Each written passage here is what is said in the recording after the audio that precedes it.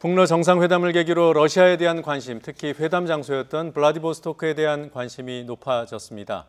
블라디보스토크, 우리말로 동방을 정복한다는 뜻의 이 지역이 정말 러시아 동방 정책의 기지로서 기능을 하고 있는지, 푸틴 체제가 표방하는 신동방 정책은 실체가 무엇인지 확인해 보겠습니다. 북러 정상회담이나 육자회담 제안이 러시아가 한반도로 눈을 돌리는 신호인지도 궁금합니다. 세상이 넓다고 하지만 알면 알수록 더 넓어집니다. 알수록 볼수록 더 넓은 세계. 오늘 도움 말씀 주실 분으로 러시아 주재 참사관과 카자흐스탄 대사를 지내신 백주현 동국대 석좌 교수님 초대했습니다. 안녕하십니까? 네, 안녕하십니까? 어서 오십시오. 자, 누구나 알 것 같은 나라 이렇게 여러 번 들어봐서 그런데 또 막상 물어보면 잘 모르는 나라이기도 해요. 러시아는 어떤 나라입니까? 러시아는 1990년에 우리가 소련하고 수교하면서부터 우리나라한테 알려진 나라인데 제일 극단적으로 표현을 하면 러시아는 시간대가 11개가 있는 세계에서 가장 큰 국가입니다. 네. 그러나 인구는 1억 4천만 정도에 이제 불과하고요. 특히 이제 우리와 가까운 지역인 극동 지역에는 1억 5천만 중에서 한 650만 명만 사는 그래요? 인구의 분포가 좀 우리가 보기엔 이상하다 할 정도로 그런 나라죠. 그러나 문화적으로나 이런 점에서는 우리와 이미 수십 년 전부터 그런 공감대가 굉장히 넓은 정서적으로는 가까운 나라라고 볼 수 있습니다. 네. 그 뭐 시베리아 얘기도 많이 듣고요. 네. 또 연해주, 블라디보스토크 이런 쪽은 좀 낯이 익은데 거기에 60만 명밖에 안 산다고요? 650만 명. 650만. 네. 블라디보스토크가 한 60만 정도 살죠? 네, 그렇습니다. 네. 그러면 나머지는 다 우랄 산맥 서쪽에 사는 겁니까? 우랄 산맥 서쪽에 산다고 보시면 되고요. 네. 우랄의 동쪽이라고 하는 거는 우리가 소위 말하는 시베리아 지역입니다. 네. 그래서 가혹한 그 날씨 때문에 생활 여건상 사람들이 살지 않는 그런 현상입니다. 네. 뭐 북러 정상회담도 있었고요. 그렇기 때문에 러시아의 동방 정책에 대해서 좀 여쭤보겠습니다. 먼저 블라디보스토크가 동방 정책의 전진 기지로 만들어진 건 맞습니까? 블라디보스토크라는 거는 이제 동방을 경영한다 이런 뜻인데 1860년대에 동쪽에 부동항을 만들고 또 동쪽으로 진출하기 위해서 만들어진 어떻게 보면 군사항이라고 볼 수 있습니다. 네. 그러면 여기에서 이제 북러 정상회담이 개최가 된 거는 러시아의 어떤 신동방 정책을 상징적으로 좀 드러내기 위한 의도가 있다 이렇게 봐도 되는 겁니까? 그런 면도 있다고 보여집니다. 물론 김정은 위원장이 모스크바까지 방문하는데 좀 무리가 있었을 수도 있고요. 그러나 푸틴 대통령이 최근에 역동적으로 추진해온 신동방 정책의 일환으로도 했을 것으로 생각이 됩니다. 예. 그러면 이제 한반도 평화 체제가 구축이 된다고 가정했을 때 러시아의 블라디보스토크 같은 극동 지역이 중요한 역할을 실제로도 할 수 있을까요? 그거는 이미 오래전부터 많이 연구도 됐고 또 그렇게 되고 있습니다. 인구가 적기도 하지만 그러나 우리나라나 일본이나 중국으로 보면 유럽으로 가는 길목에 있고 또 물류라든가 철도라든가 또 가스관 연결 사업이 다 기대가 되고 있습니다. 그런 상태에서 이미 20년, 30년이 지나고 있는데 북한의 문제가 잘 해결이 되면 굉장히 중요한 지역으로 부상할 것으로 생각합니다. 예, 그 푸틴 대통령이 표방하는 신동방 정책은 실체가 있는 겁니까? 그 소련 시대에도 1960년대, 70년대에 동쪽으로 가자라는 그런 운동이 있었고요. 우리가 이해하기 쉽게 예를 들어드리면 미국이 서부로 진출하면서 미국의 그런 경제력이 막강하게 성장한 사례가 있습니다.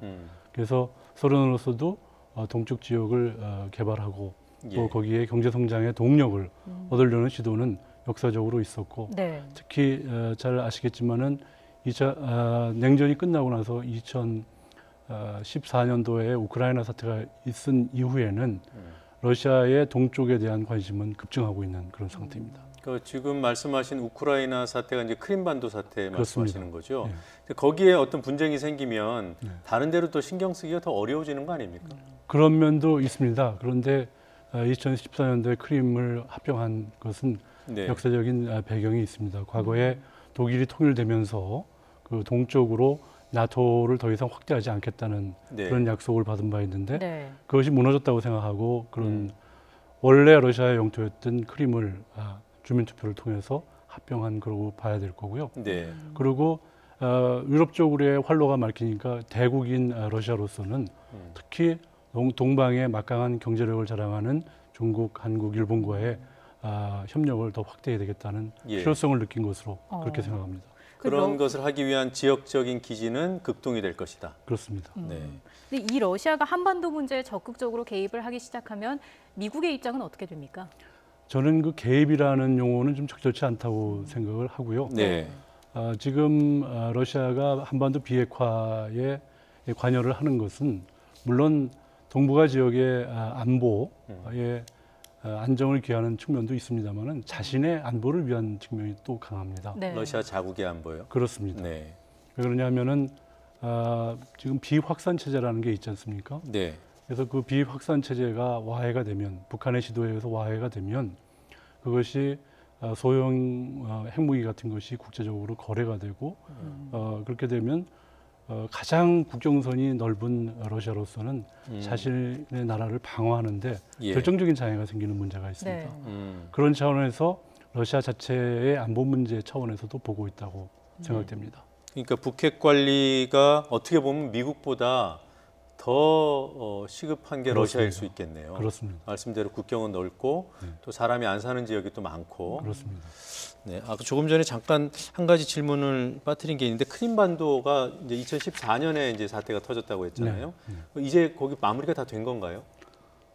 글쎄 그걸 어떻게 보느냐의 관점의 차이가 있는데 이번에 새로 당선된 그 우크라이나 젤렌스키 대통령은 러시아하고 크림 문제를 해결하는 협의를 해나가겠다. 네, 코미디 출신. 코미디 그렇습니다. 출신, 그런 차원에서 보면 이 문제가 완결됐다고 보기는 어렵고요. 네. 일단 러시아와 우크라이나 사이의 분쟁 지역이 된 것인데 여기에 역사적인 연원으로 봐도 후르시초프 공산당 서기장 이전에는 러시아 공화국에 속해 있었고요. 네.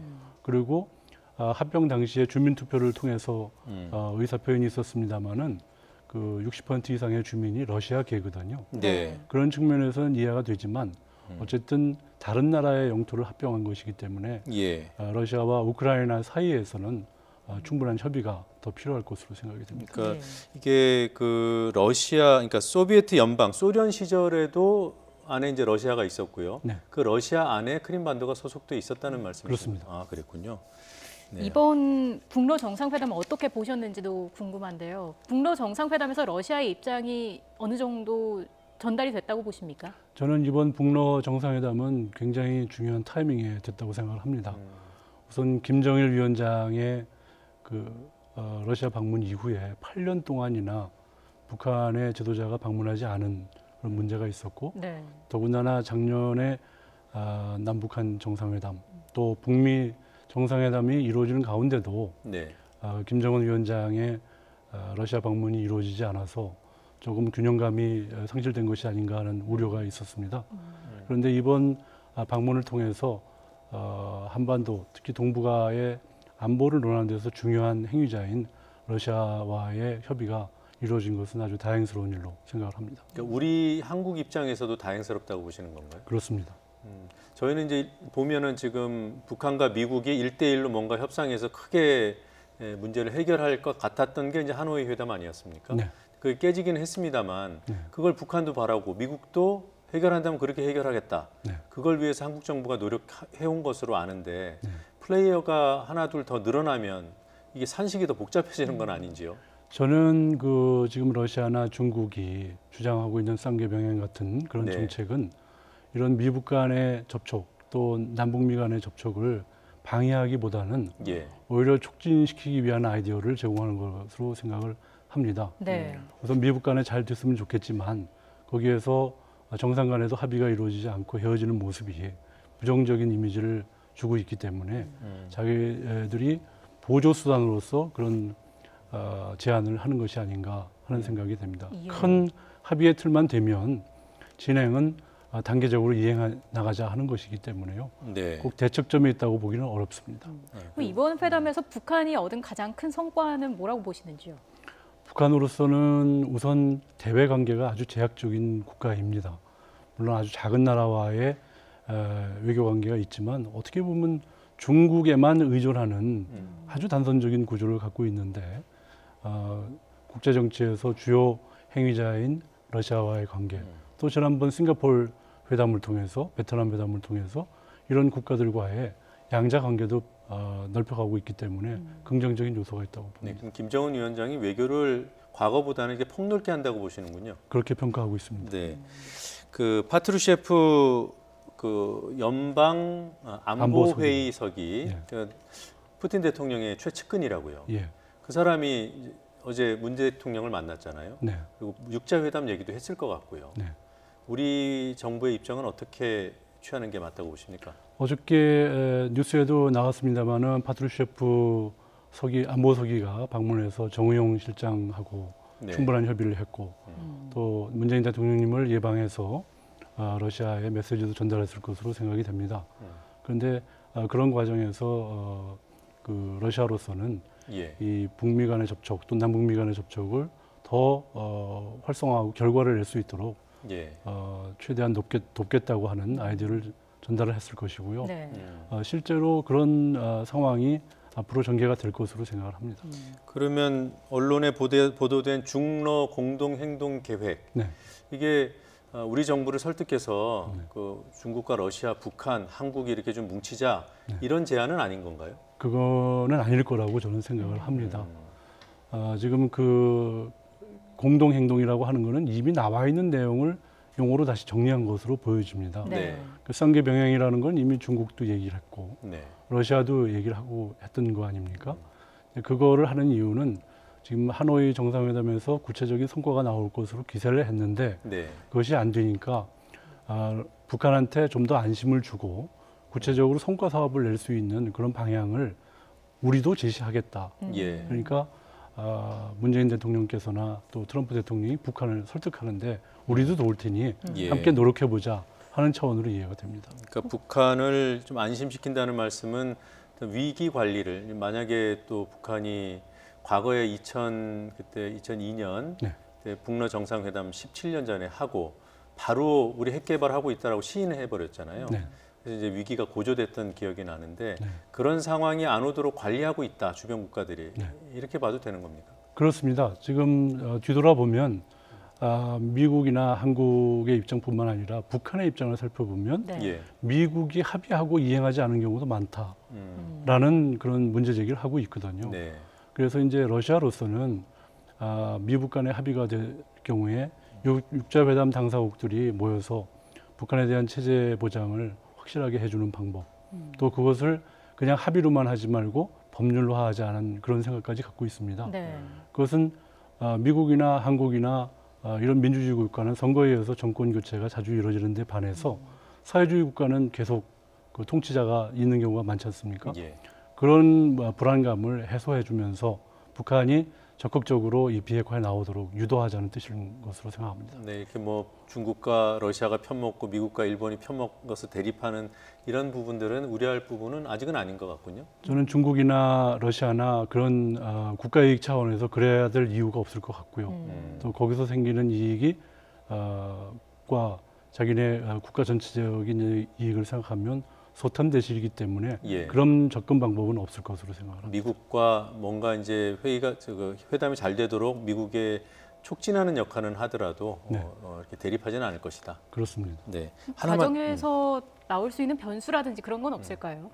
그 여러 가지 변수가 있습니다. 지금 러시아 같은 경우도 2014년에 러시아에 가해진 경제 제재가 네.